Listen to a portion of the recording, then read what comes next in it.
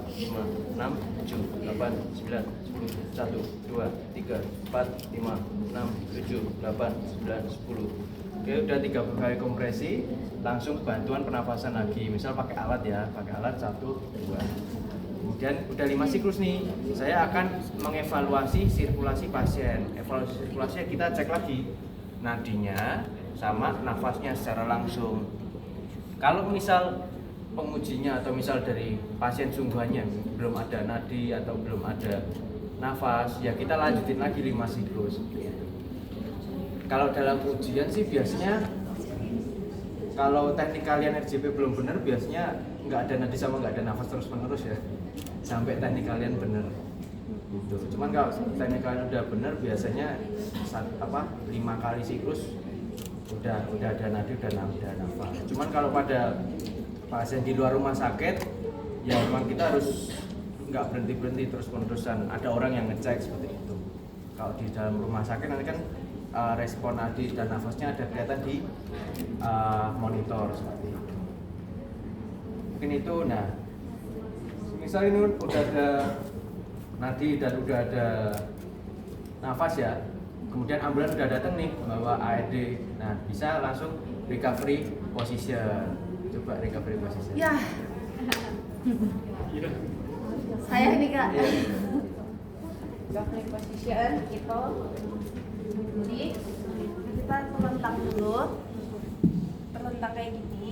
Terus habis itu miring setengah gini, terus posisi tangannya kayak gini. Terus kakinya gini. Yang kaki kanan pipinya nempel, yang kaki kiri tangannya lurus ke atas. Kayak gini Kak. Ya, ke atas. Jadi ke atas gini. Nah, jadi biar kalau muntah darah atau muntah asam lambung bisa langsung keluar. Kalau misal tangannya di samping tadi kena tangan dong. Oh yes. Ya, jadi makanya ke atas ini. Oke. Terus kenapa tangannya di pipi gini ya, biar ngangkatin gini, biar muntahnya nggak ada jalannya agak jauh dari badan. Kakinya buat apa? Apa? Kakinya. Kakinya itu buat untuk stabilisasi badannya aja. Iya.